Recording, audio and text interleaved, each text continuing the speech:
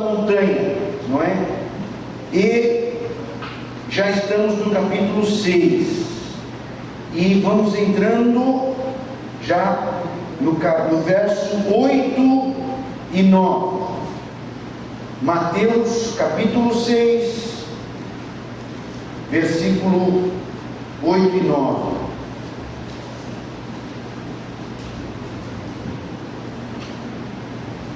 Diz assim a palavra de Deus, quando Jesus vai começar a nos ensinar então a orar. Jesus vai falar sobre a oração e vai então começar a fazer a oração do Pai Nosso, não é? Oração conhecidíssima de todo cristão. Verso 8, Jesus diz assim: não vos assemelheis, pois, a eles, porque vosso Pai sabe o que vos é necessário antes de vós lhe o pedirdes. Verso 9: portanto, vós orareis assim. Nós já estamos 2 quintas-feiras em cima desse padrão, não é? De Jesus, quando diz: vós orareis assim. Não, ok.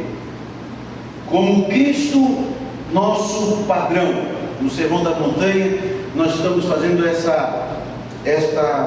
hoje nós encerramos essa parte de Jesus Cristo, quando Jesus se mostra, quando Jesus então se faz padrão para os salvos. Jesus está dizendo: vocês vão fazer assim, não façam, Mateus capítulo 6, verso 8, Jesus diz: não façam como eles fazem, vocês vão fazer assim, como eu vou vos ensinar. Então Jesus está se tornando, se descortinando para nós como padrão. Nós vimos isso na quinta-feira passada, essa palavra de Pedro, não é? Quando Pedro disse que Jesus foi o nosso exemplo, o hipogramos. Quando a gente viu o significado dessa palavra grega, quando Pedro traz essa palavra para o contexto da nossa fé. Hipogramos era quando as crianças aprendiam a escrever, elas recebiam uma tabuinha com uma cera em cima, se lembram disso, né? E tinha uma cera bem fininha em cima, e aí na parte superior o professor fazia um A bem bonito, um B, um alfa, um beta, o alfabeto grego. Aí a criança via na parte de cima o modelo, e na parte de baixo, naquela tabuinha de cera, ela escrevia com a sua própria mão o modelo, fazia parecido. Pedro está dizendo que Jesus é este modelo que nós devemos olhar e copiar da nossa vida. E é o que Jesus está falando aqui: vocês não vão fazer como eles fazem, vocês vão fazer como eu estou ensinando. Então Jesus está trazendo para nós um modelo de vida, um modelo de cristianismo. Aí nós vimos também o Cristo como padrão, porque não 15 caminhos, né? E o texto aos Hebreus. Hoje eu queria ver com os irmãos esse padrão afetando a nossa mente, o nosso corpo e o nosso espírito. O padrão Cristo tem que impactar a minha mente, o meu corpo e o meu espírito. O padrão de Cristo para a mente, meus irmãos, é gerar pureza. O padrão de Cristo na minha mente é para gerar pureza de pensamento. Filipenses capítulo 4, abra sua Bíblia aí. Esse é um texto que eu já fiz referências várias vezes. Se você ainda não grifou aí na sua Bíblia, grife agora. Filipenses capítulo 4, versículo 8. É um tratado de psicologia e muito importante para nós, sobre como que eu devo tratar a minha mente, com o que eu alimento a minha mente. Quem achou aí, pode ler, por favor. Filipenses capítulo 4, versículo 8. Quanto ao mais, irmãos, tudo que é verdadeiro, tudo que é honesto, tudo que é justo, tudo que é puro, tudo que é amável, tudo que é de boa fama, se há alguma virtude e se há algum louvor nisso, pensar. Isto deve ser o que ocupa ocupa a nossa mente. A Bíblia está dizendo, Jesus se colocando como esse padrão, Jesus está dizendo, o Espírito Santo por Paulo, escrevendo e dizendo, é isso que você deve pensar. O padrão do Cristo na nossa mente gera pureza. Paulo diz em 1 Coríntios capítulo 2, versículo 16, que nós temos a mente de Cristo. E ter uma mente pura, irmãos, ela é reflexo, ela é resultado, em primeiro lugar, do perdão de Deus a nós. Porque não tem como uma mente culpada, não tem como uma mente que está ainda engessada, presa, algemada ao pecado, dessa mente se purificar. Não tem como.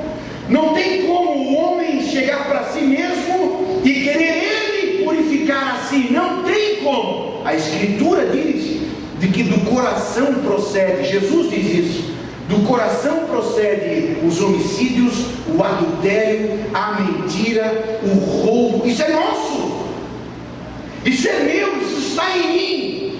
Não tem como é como se eu pegasse o cadastro do meu sapato, puxasse ele e ao puxar eu querer me levantar. Não tem como eu fazer isso. O homem não tem como purificar a mente. Ele precisa, para purificar a mente, ele precisa passar pelo processo de perdão de Deus a nós.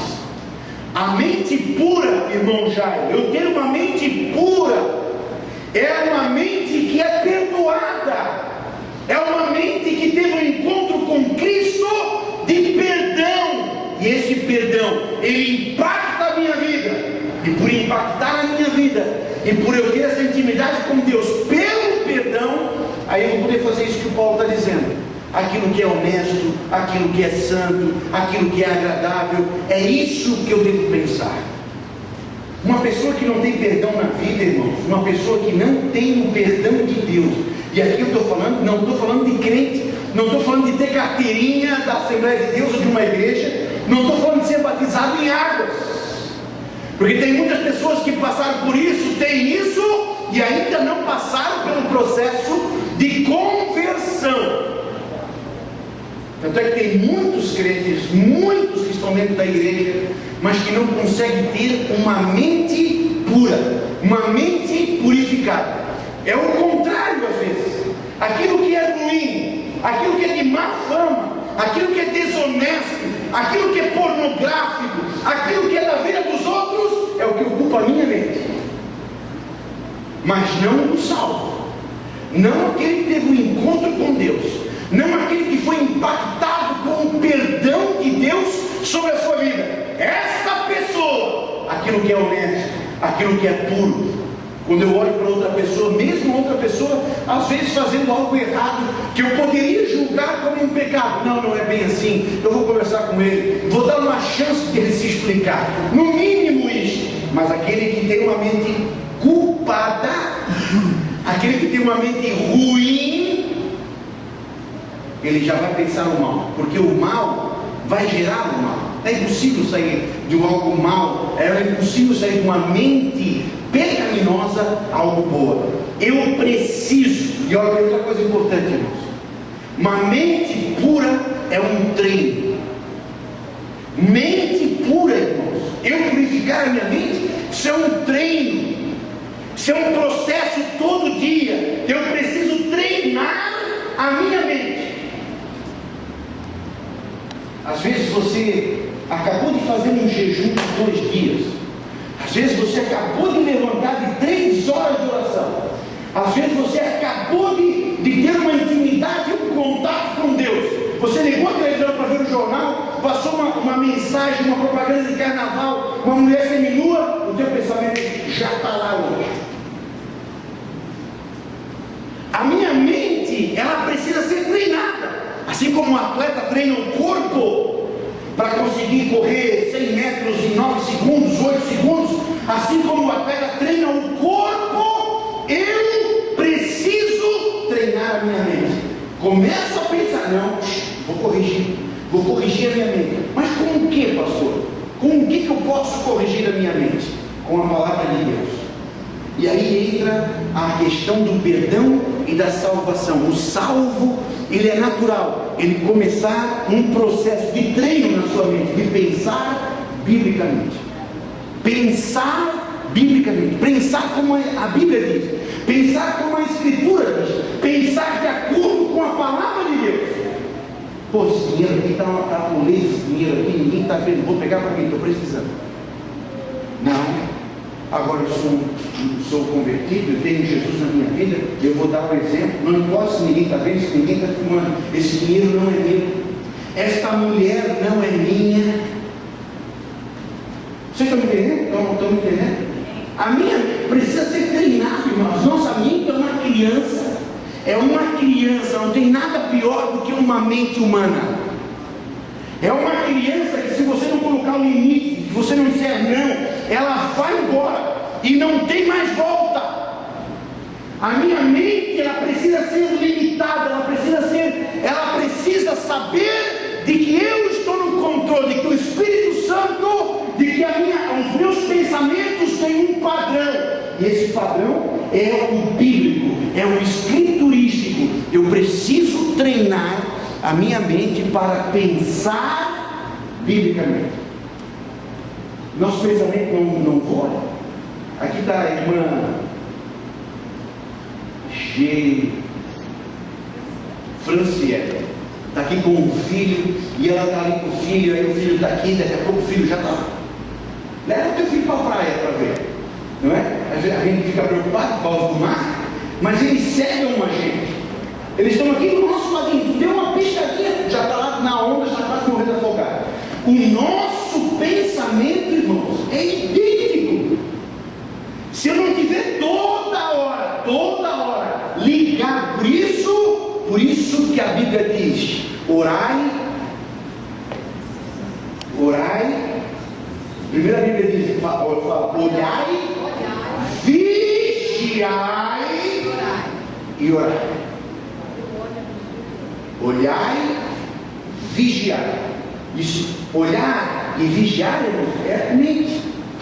É eu estar lúcido.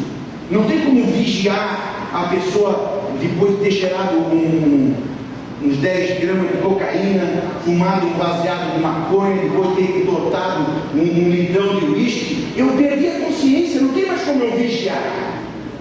E aí Paulo diz que o pecado ele entorpece, assim como a droga entorpece a nossa mente, o pecado nos entorpece também.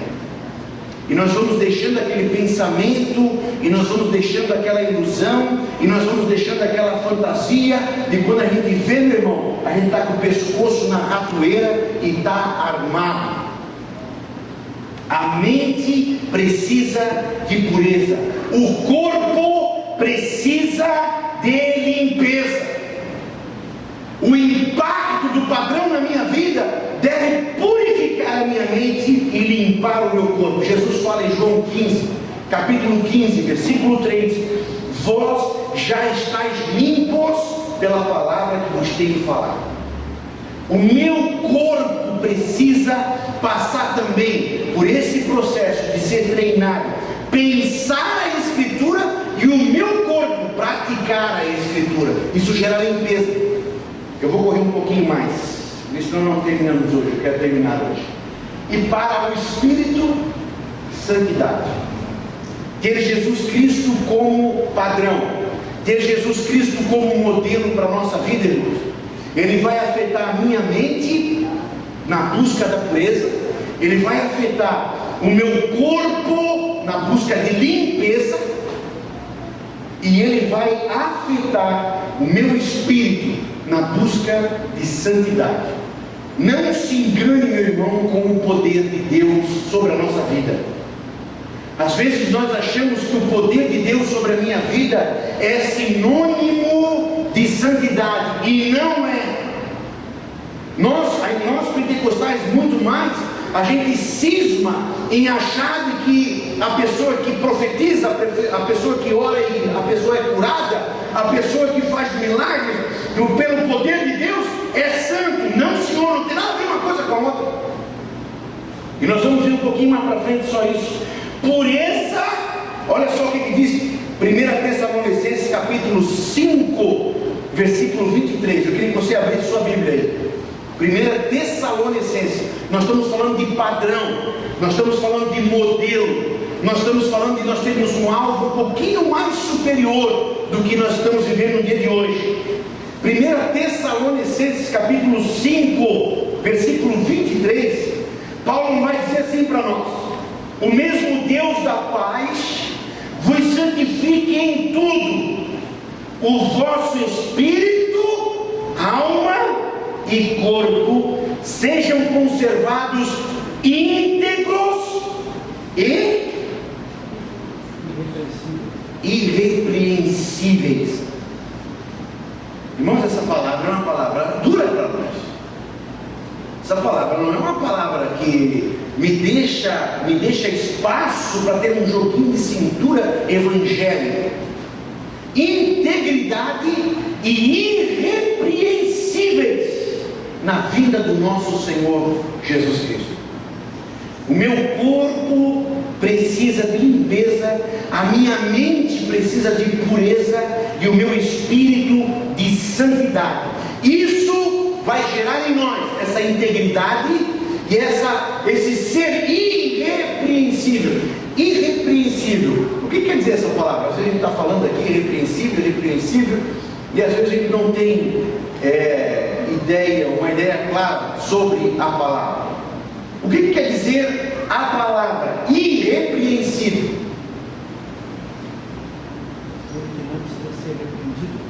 Aquele que não precisa ser repreendido, aquele que não precisa ser chamado a atenção. Aquilo que é repreensível é o nosso filho, quando ele tem que educar, repreender. Não faça isso, não faça aquilo. Irrepreensível, olha que coisa interessante, irmãos. Corpo, alma, espírito, mente, íntegro e irrepreensível. O pastor não precisa dizer para você o que é pecado, o que não é pecado. Eu não preciso ser repreendido, eu não preciso ser chamado a atenção. Será que isso é pecado? Eu acho interessante que as pessoas perguntam, né? Ficam perguntando: pastor, isso aqui pode, isso aqui não pode. Meu irmão, a meditação na palavra, a intimidade com Deus, a pureza de mente, um corpo limpo e um espírito santificado, você se torna irrepreensível, porque você é alguém que está no modelo, você é alguém que está no padrão, e esse padrão é Jesus Cristo. Aleluia. Tem 5 áreas da nossa vida que esta palavra vai pegar forte em nós. Melhor, 6 áreas. 6 áreas. São elas: primeiro, espiritual, a minha vida espiritual, o meu comportamento espiritual. Já pensou, irmãos, o que é, por exemplo, só tenta imaginar você aí. Vamos supor que você ore todo dia, você tem uma vida de oração de 15 minutos. Se você não tem uma vida de oração, aí a pergunta já é diferente, né? Vamos supor, o que mudaria na tua vida você ter um momento de oração, de leitura da palavra, de meditação na palavra e de busca de que aquilo se concretize na tua vida? Você lê lá no Salmo, por exemplo, Salmo capítulo 1, não é? Bem-aventurado é o homem que não anda segundo o conselho do ímpio e que tal, medita na palavra de Deus. Mas como é que eu posso praticar isso? Como é que eu posso viver isso? Você lê, você ora, você lê, você reflete e você quer praticar aquilo. Isso ia mudar a tua vida? Isso mudaria alguma coisa na tua vida? Se você lesse lá na Bíblia, por exemplo, o que Jesus fala sobre namoro, o que a Bíblia fala sobre relacionamento, o que a Bíblia fala sobre finanças, se você tivesse na sua vida um padrão espiritual mais elevado, isso mudaria um pouco na tua vida? Puxa, se eu orasse um pouquinho mais, se eu jejuasse pelo menos um dia da semana, se eu me consagrasse, eu fico tanto tempo na frente da internet, no MSN, isso não me dá nada. Será que se eu, ao invés de ficar 2 horas, eu for ficar 1 hora, e 1 hora eu vou ler um pouco da Bíblia, vou orar, será que isso vai mudar alguma coisa na minha vida? O padrão, irmãos, um pouquinho mais elevado. Isso aqui que eu acho interessante, que quando eu vou falar com alguém, como pastor, né, a gente tem que corrigir, fulano, não faça assim, não faça assado e tal, o teu caminho está ruim, o que tu estás fazendo. Normalmente é normal, as pessoas dizem, mas pastor, o fulano faz isso. Mas pastor, lá na outra igreja isso pode ser. Mas pastor, todo mundo faz isso. Sabe o que eu acho interessante, irmãos? É que sempre nós vamos querer ter como modelo alguém inferior. Eu olho para o casamento daquele que não deu certo. Mas por que eu não olho para o casamento daquele que deu certo? Eu olho para aquele que não ora, para aquele que faz tudo errado, para aquele que não obedece a palavra. Mas por que eu não olho para aquele irmão que está se esforçando, que é batalhador, que quer mais de Deus? Por que eu não olho para ele?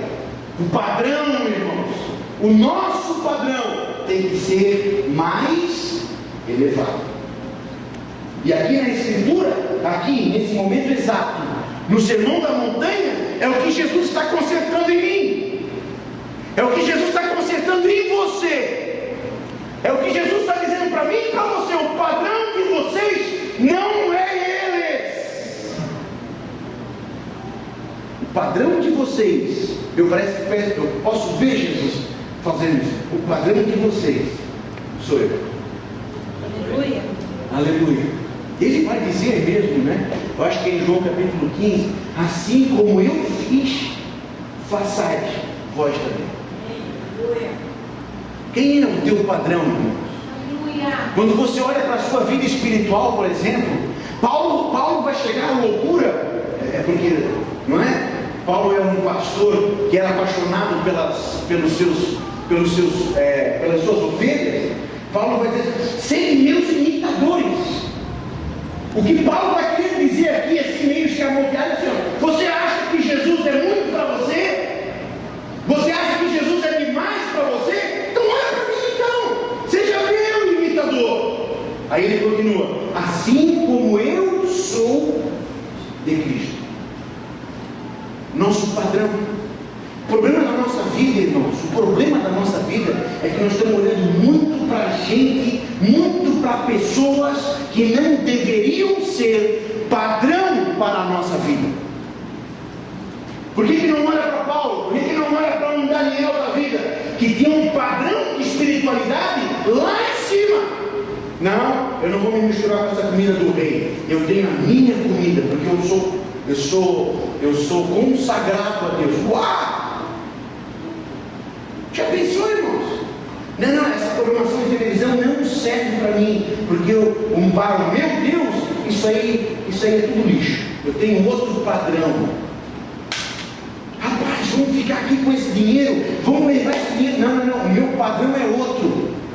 Rapaz, vamos lá, vamos se reunir, vamos falar mal do fulano, para ele cair e bobear, a vaga dele vai ser tudo, vai ganhar mais, vai ganhar melhor. O meu padrão é outro. Não façam como eles fazem, façam diferente. Sigam o meu padrão de Jesus. Esse novo padrão, ele tem impacto, irmãos, na nossa vida espiritual.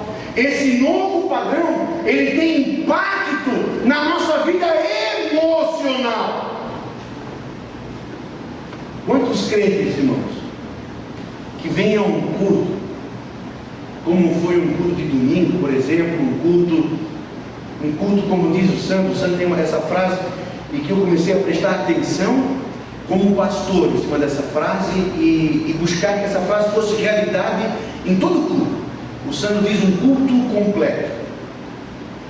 Domingo nós tivemos um culto completo: louvor, adoração, testemunho, salvação, aí mensagem, e aí a pessoa vem ao culto e fica aqui 2 horas ouvindo as coisas de Deus, que eu preciso pedir perdão, que eu preciso ter um coração purificado, aí canta, louva, adora a Deus, ouve uma palavra de Deus, de que conosco, Ele nos tirou do Egito, Ele tem um pacto conosco. Aí a pessoa sai ali fora, fica aqui 2h30 ouvindo Deus, as coisas de Deus.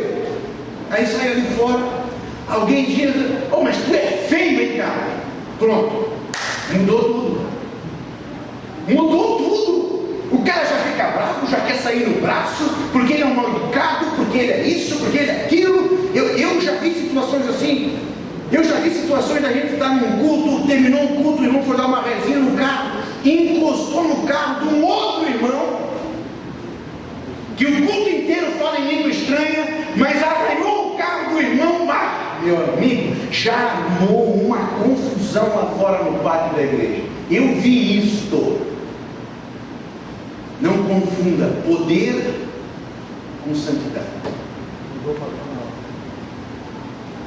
O que eu acho interessante, irmãos, é que às vezes Jesus Cristo não tem impacto na nossa vida emocional, e precisa ter. Para o salvo tem.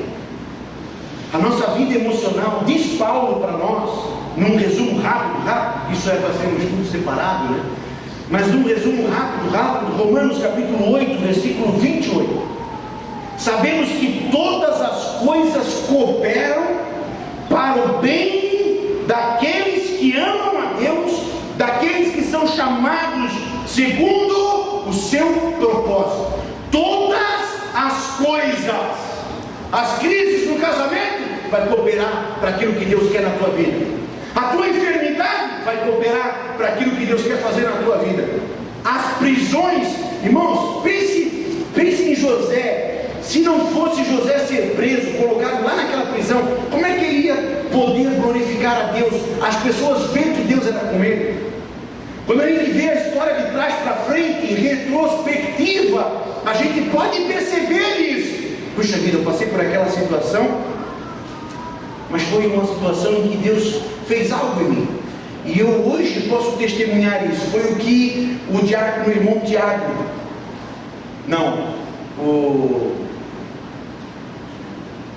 no domingo aqui, não foi o Tiago? Não, o Tiago, né? O Tiago, tá certo. Eu estou olhando para o Fábio, achando que ele era o Tiago. O diácono, meu irmão Tiago, falou aqui no domingo. Às vezes nós passamos por problemas, para depois lá na frente eu poder ser fortaleza, ser um braço amigo para aquela pessoa que está passando por aquele problema. Isso é bíblico. Mas às vezes o nosso emocional, irmãos, que não está impactado por esse modelo que é Cristo Jesus, o nosso emocional se abala. O nosso emocional parece que tem um terremoto, se desestrutura. E eu perco tudo aquilo que Deus estava montando sobre a minha vida. Eu não posso ter um emocional, irmãos, como um castelo de areia. Eu não posso ter um emocional como alguma coisa que não pode receber uma notícia ruim. Eu não posso ter um emocional que a pessoa não pode me chamar de feio, que eu já fico bravo. É verdade, eu sou mesmo, ora por mim. Ora por mim, para Deus fazer um milagre na minha vida, de uma plástica. E aí, meu irmão, não tem como. Pensa em Jesus um pouquinho. Pensa em Jesus sendo cuspido, Jesus sendo esbofeteado, Jesus sendo pregado na cruz, mas o seu emocional estava fortalecido no propósito, a ponto de lhe oferecer perdão. Aleluia, aleluia, aleluia. Emocional. O profissional, na minha vida profissional, ela precisa ser impactada por esse modelo, por esse padrão de Jesus. Mas como, pastor? Irmãos, se você é faxineiro numa empresa, se você é o pedreiro, se você é o professor, se você é o policial, o advogado, o médico, Deus tem um propósito contigo ali. Puxe para a tua profissão, puxe isso para a tua profissão. Puxa Deus, como é que eu posso glorificar o teu nome aqui sendo pedreiro? Deus não tem um anjo pedreiro para botar lá, Ele tem você lá. Na minha profissão de vendedor, na minha profissão de advogado, na minha profissão de pipoqueiro, na minha profissão de qualquer que for, eu trazer o impacto de Cristo como modelo não é só lorotinha não. Diz Paulo assim para nós, de que faça o que você faz lá, se é ser servente, se é ser faxineiro, se é ser pedreiro, faça o que você faz lá. Como é que Paulo diz? Que ele se lembra? Como se fosse para o Senhor e não para o. Oi, irmão, muda tudo na minha vida. Quando você acha que você é empregado, quando você fica lá murmurando, xingando, essa meleca que eu recebo, esse meu patrão é um mão de vaca, essa empresa é uma porcaria. Não é assim que tu faz lá na hora que tu trabalha? Não faz. Ao invés de fazer isso, irmãos, abençoe o teu emprego.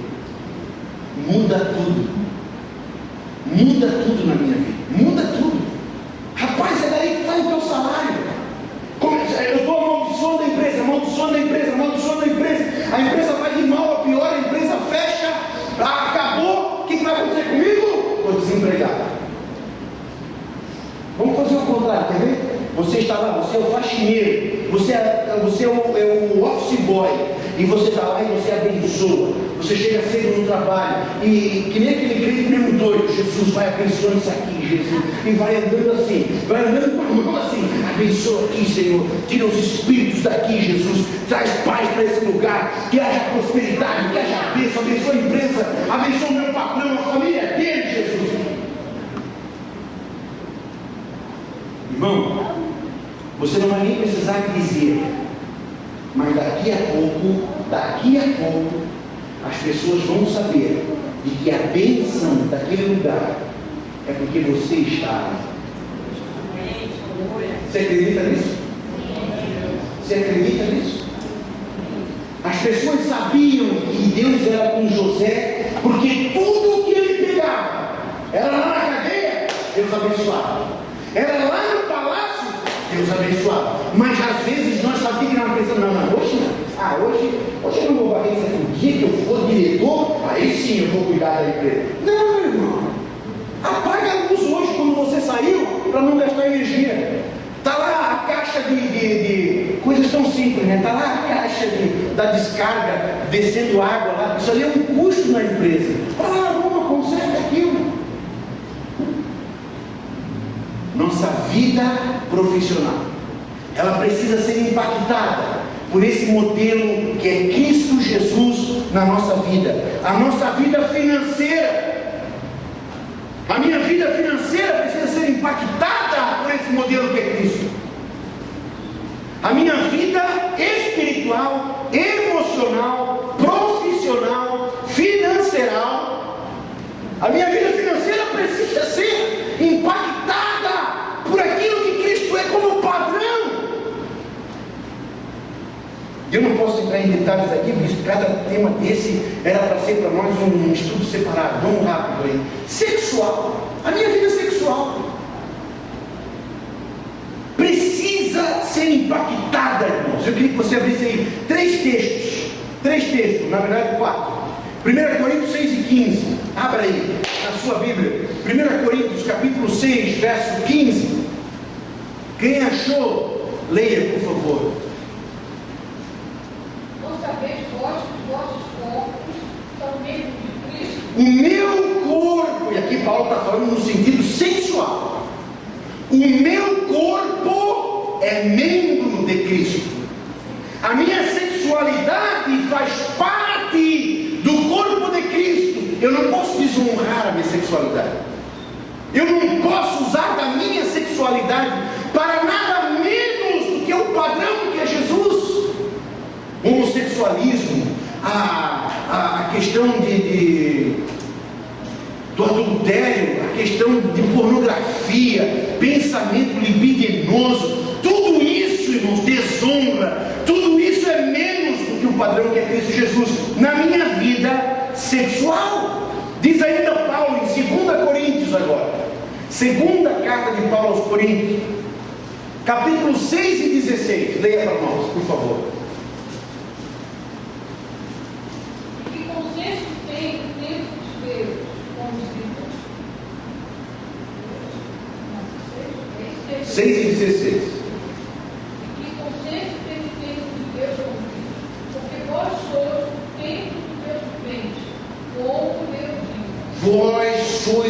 templo do Deus vivente. O meu corpo, irmãos, o meu corpo faz parte do corpo de Cristo. O meu corpo é templo do Deus vivente. Ainda Paulo, 1 Coríntios agora, 6 e 19. 1 Coríntios, capítulo 6, verso 19. Ou não sabeis que o nosso corpo é o templo do Espírito Santo? Templo, o meu corpo, irmãos. Minha sexualidade faz parte do corpo. E aqui novamente Paulo está falando da sexualidade. O meu corpo é templo do Espírito Santo. E 1 Coríntios 6 e 20. Último. Porque fostes comprados por bom preço. Glorificai, pois, a Deus no vosso corpo. Glorificai, pois, a Deus no vosso corpo. A minha vida sexual, ela tem que ter clara consciência de que eu sou membro de Cristo. Meu corpo, minha sexualidade faz parte disso, do meu corpo. E o meu corpo é membro de Cristo. O meu corpo é templo do Deus vivente. O meu corpo é templo do Espírito Santo. E o meu corpo deve glorificar a Deus. Quer ver uma hora que quando a gente lê, a gente dá vontade de dar um aleluia, quando a gente lê a história de José, e José vence a sua sexualidade, José vence o seu desejo sexual, e não se deita com a mulher de Potifar. Dá vontade de você dar um aleluia. Qual foi o outro grande homem de Deus que não pode se dar um aleluia quando a gente lê sobre a sua vida sexual? Meu amigo Davi. Meu amigo Davi, um grande rei, um grande estrategista, mas o camarada não tinha controle de sua sexualidade. Sansão não tinha controle de sua sexualidade. O filho de Davi, Salomão, não tinha controle de sua sexualidade. A minha sexualidade, eu queria que você gravasse isso, irmãos. Aqui no culto a gente pode dar um aleluia e um glória a Deus, mas a Bíblia diz que o nosso corpo, ele pode dar aleluia também. Quando você foge, quando você se afasta, quando você resiste, quando você vence a pornografia, a sexualidade suja, o teu corpo está dando aleluia e glória a Deus. O meu corpo glorifica ao Senhor. Meus irmãos, no Sermão da Montanha, e matrimonial ainda, né? E matrimonial, são as 6 áreas. 6 áreas: espiritual, emocional, profissional, financeira, sexual e matrimonial. São as áreas que nós precisamos permitir com que Cristo seja modelo padrão para nós. Se você ler Efésios capítulo 5, a parte final do capítulo, você vai ver Paulo fazendo um paralelo de Cristo e a igreja, e eu e a minha esposa. Cristo torna-se um modelo, Cristo torna-se um padrão para o meu casamento. Por que Deus é contra o divórcio? Por que o divórcio não é aceito pela palavra de Deus? Porque o casamento, ele é um tipo, o casamento, ele é uma figura do relacionamento de Deus com a sua igreja.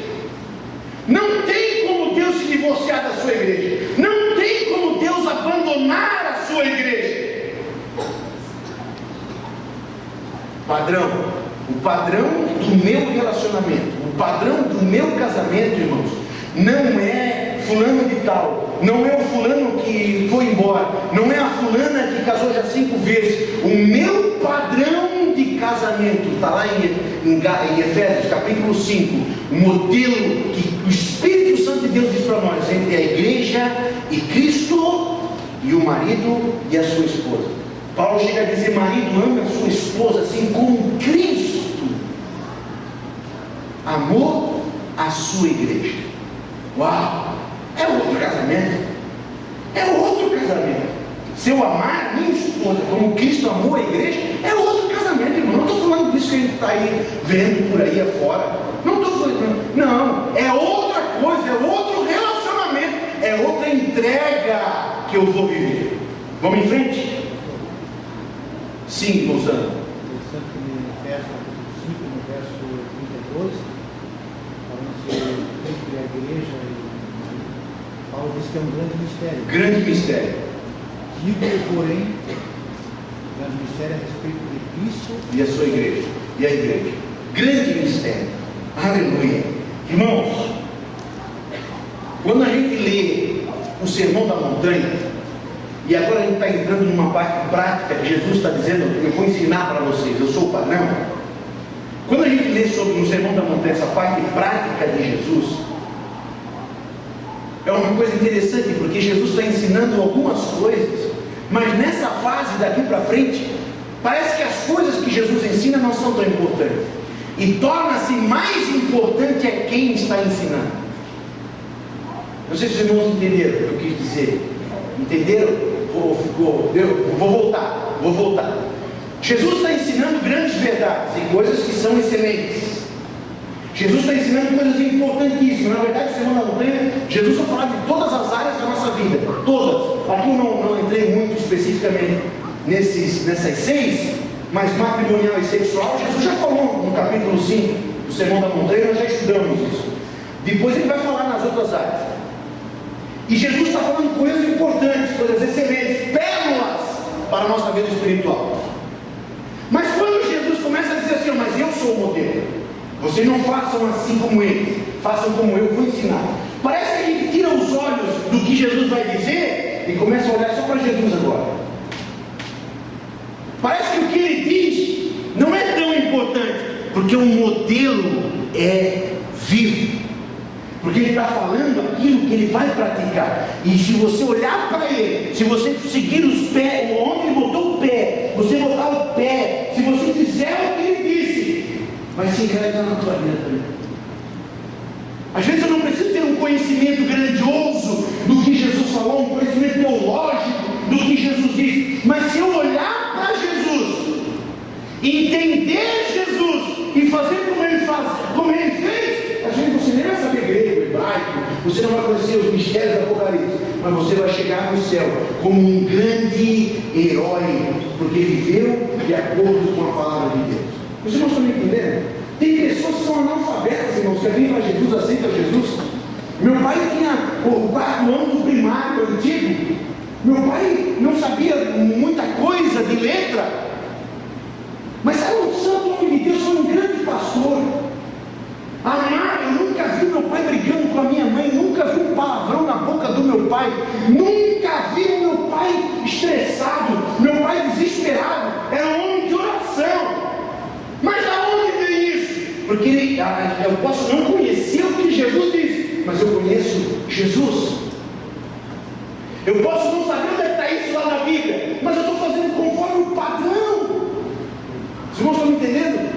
A partir desse momento parece, eu estou dizendo parece também, não é? Parece que aquilo que Jesus diz torna-se menor do que ele que está ensinando. E nessa hora, irmãos, o C.S. Lewis tem uma frase que eu amo muito, que ele diz, é nessa hora aqui, que no final da vida vão sobrar 2 tipos de pessoas. Resumindo a vida toda, vai sobrar 2 tipos de pessoas. Aquela que diz para Deus, aquela pessoa que diz para Deus, Deus, faça na minha vida a tua vontade. E o outro tipo, aquelas que Deus diz para a pessoa, faça-se a tua vontade. É desse segundo tipo que estão no inferno. Pessoas que brigam, pessoas que Deus diz, tá bom, faz aí conforme tu quer fazer, faz o teu casamento do teu jeito, tá? Faça-se a tua vontade, faz a tua vida financeira a tua vontade, faz a tua vida emocional a tua vontade. Você não quer prestar atenção na minha palavra? Você não quer prestar atenção no que eu tenho para você? Você não quer prestar atenção nos louvores que se cantam, nos hinos que se cantam? Porque te abate a minha alma. Pô, que lindo! Você não quer prestar atenção nisso? Tá bom, faz aí, faz a tua vontade. Tem a vida emocional que tu queres aí, enche de lexotan, enche aí de remédio de fantasia preta. Faz conforme tu quer. Faz aí no teu casamento, na tua vida financeira, na tua vida emocional, tua vida matrimonial, na tua vida sexual. Faz aí do jeito que tu quer. É esse tipo de gente, irmãos, que o inferno está cheio. Porque o inferno é opcional.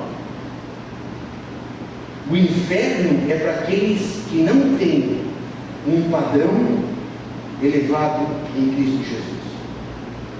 Eu vou fazer do meu casamento como eu quero, eu vou fazer com a minha vida sexual como eu quero. As meninas hoje, ninguém mais casa virgem. Vai falar de virgindade no colégio, vai falar de virgindade na faculdade, vai falar de dízimo aí fora, vai falar de santificação aí fora, vai falar para a juventude, não, porque você não devia tomar cerveja, você não devia investir tempo nisso, você não vai falar disso lá fora, irmão.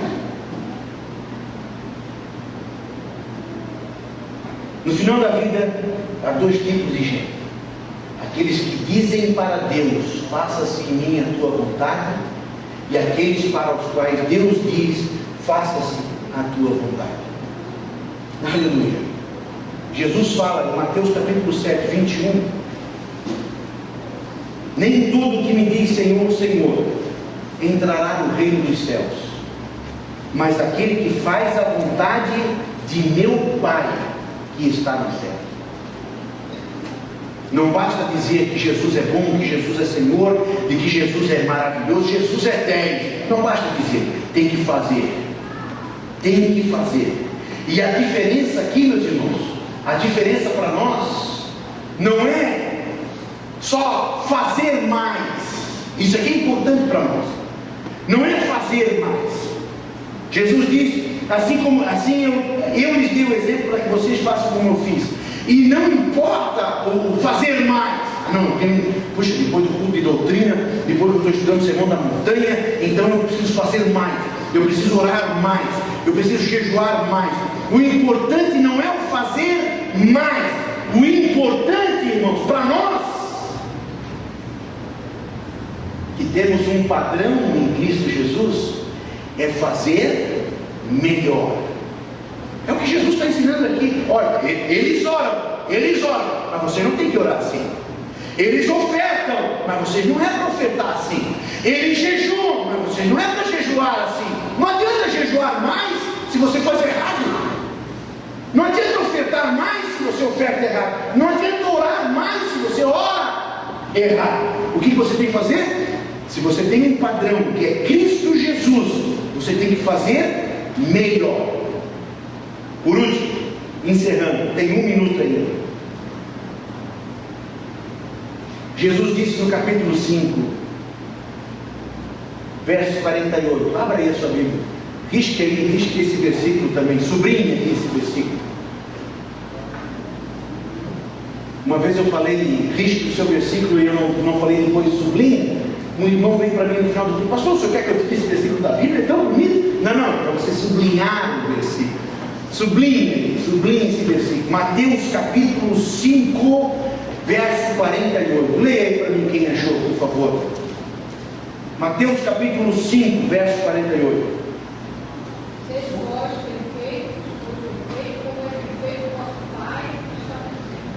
Sede vós perfeitos, como é perfeito o vosso Pai que está no céu. Sede vós perfeitos, como é perfeito o vosso Pai que está no céu. Olha que coisa maravilhosa. Que padrão que eu tenho, irmãos. Meu padrão não é o pastor Lemos, não é o pastor Ezequiel. O meu padrão não é o Billy Graham. Meu padrão não é o pastor Silas Malafaia. O meu padrão não é Daniel, não é Paulo. Jesus está dizendo para mim que o nosso padrão, quem é? Nosso Pai. Aleluia. Às vezes a gente olha para um pecador, a gente olha para um adúltero, para um viciado, para uma prostituta, e a gente acha o máximo. Não é verdade? Puxa, eu não faço isso. Olha como eu sou bom. Mas Jesus não disse que o nosso padrão era a prostituta. Mas Jesus não disse que o nosso padrão era o bêbado, o adúltero. Jesus disse que o nosso padrão era quem? Que o nosso padrão era o Pai. Seja perfeito não como é imperfeito a prostituta. Seja perfeito não como é imperfeito o bêbado. Seja perfeito como é perfeito o vosso Pai. Aleluia. Sabe, queridos? Aleluia. Termino só com duas coisas que eu quero deixar claro para nós aqui. Primeiro, o poder de Deus. O poder de Deus. Pastor, orar e a pessoa, o demônio sair, a pessoa orar e a pessoa ser curada. O poder de Deus não é sinônimo de pertencer a Deus.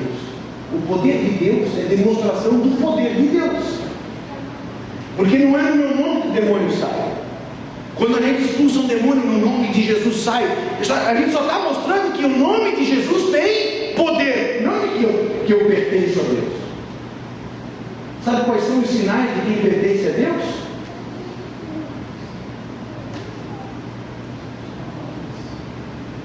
Os frutos do Espírito Santo de Deus. Nós, evangélicos pentecostais, a gente faz muito esse paralelo de que a pessoa que tem poder pertence. Não, senhores. Não, senhores. Você está vendo coisas aí hoje, irmãos? Os milagreiros e os milagrosos, que pela palavra de Deus estão arrecadando dinheiro para si, estão arrecadando poder para si, mas glória a Deus, não estão vendo. O poder demonstra só, testemunha só que Deus tem poder. Agora, frutos do Espírito Santo não. Frutos do Espírito Santo demonstram que você pertence a Deus, que você segue a palavra de Deus, de que você é discípulo fiel da palavra de Deus. Segunda coisa importante que eu queria deixar para nós essa noite, e encerro.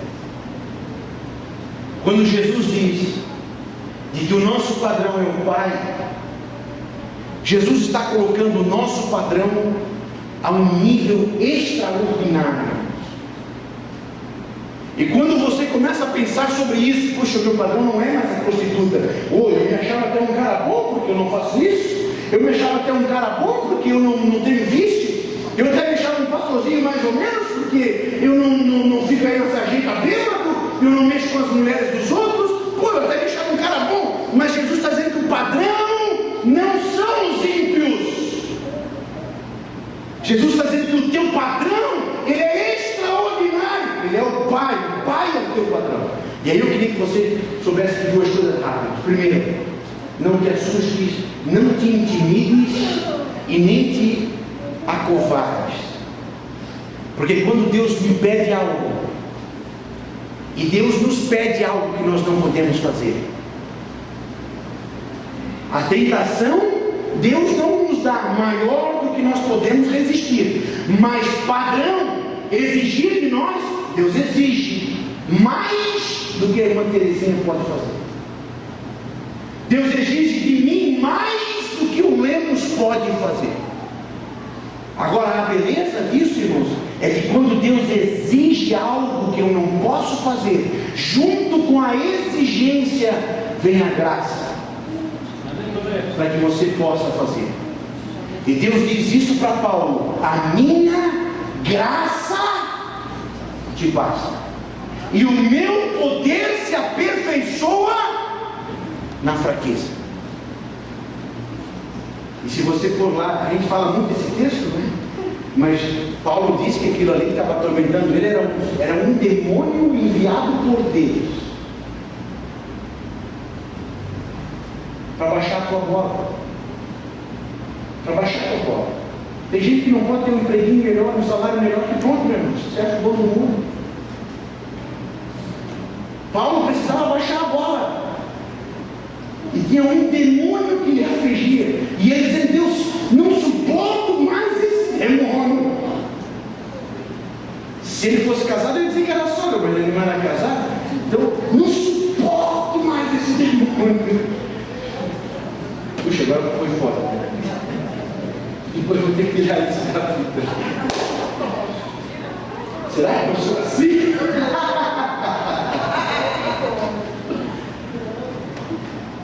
A minha graça te basta. Eu sei que é difícil a gente amar o nosso inimigo. Eu sei que é difícil a gente resistir a um convite sexual. Quero sair contigo. Hoje está assim, irmãos. Hoje não tem mais nenhum flash, não tem mais nenhum joguinho. Hoje é na cara. Quero uma noitada. Eu tenho um irmão, chegou, pastor, ela me chegou com a champanhe e uma noitada já paga no hotel para mim. Eu nem sabia o nome da guria. Eu sei que é difícil, irmãos, nós resistir o dinheiro fácil. Mas aquilo que você acha que você não tem condições de resistir, aquilo que você acha que não consigo, eu não vou conseguir, a graça de Deus vai ser sobre a tua vida. Aleluia. E quando Jesus diz que o nosso modelo é extraordinário, Jesus está dizendo para nós de que o que Deus espera de mim e de você é o extraordinário também. Deus está esperando o extraordinário. Deus está esperando de um José, carente, longe da família, longe de um abraço de pai, longe de parente, longe de todo mundo, uma pessoa que foi emocionalmente, psicologicamente abusada a vida inteira. E quando a mulher vem para dar um abraço, quando a mulher vem para ter uma noitada, Deus está esperando dele o extraordinário. E José oferece para Deus o extraordinário. O mundo espera do salvo, irmãos, não as coisas comuns. Eles estão esperando de você o extraordinário, porque você espera de Deus o extraordinário, não é verdade? E se Deus é o teu Deus, que é um padrão, e é um padrão extraordinário, se você espera um milagre extraordinário de Deus, Deus espera de você que tem nele o extraordinário. Amém? Ficou alguma pergunta? Alguém gostaria de fazer uma colocação? Bom, Regis, quer fazer alguma pergunta, alguma colocação? Amém? Alguém gostaria de fazer alguma pergunta? Podemos orar? Vamos orar então? Mesmo sentado como nós estamos, vamos curvar a nossa mente. Aleluia. Senhor Jesus,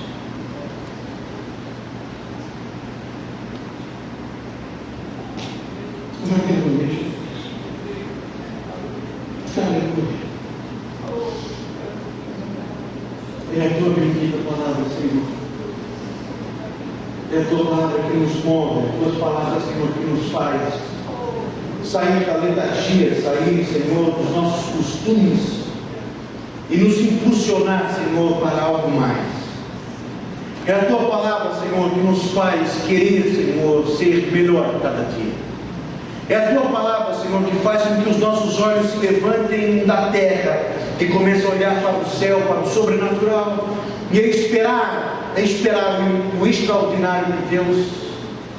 É a tua palavra, Senhor, que nos faz levantarmos das nossas dores, dos nossos cansaços. E mesmo assim, Senhor, apesar de todas as circunstâncias, poder glorificar e exaltar o teu nome.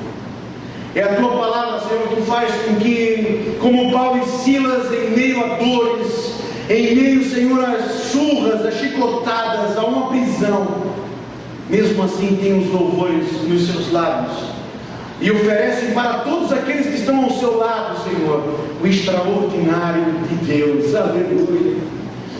É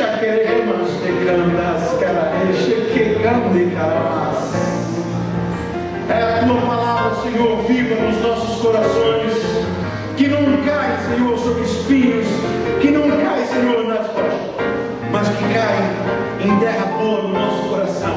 É a tua palavra, Senhor, que nos faz criar raízes em ti. É a tua palavra que nos faz, Senhor, buscar mais de ti, Senhor, e cada vez resplandecer mais a tua glória, honrar o teu nome, honrar, Senhor, o teu sacrifício na cruz, Pai querido, sobre as nossas vidas. Abençoa, Senhor, que a tua graça possa ser sobre cada um dos teus filhos, que a tua graça possa estar fortalecendo, que a tua graça possa ser o tudo, Senhor, e que nós necessitamos para a nossa vida. Em um nome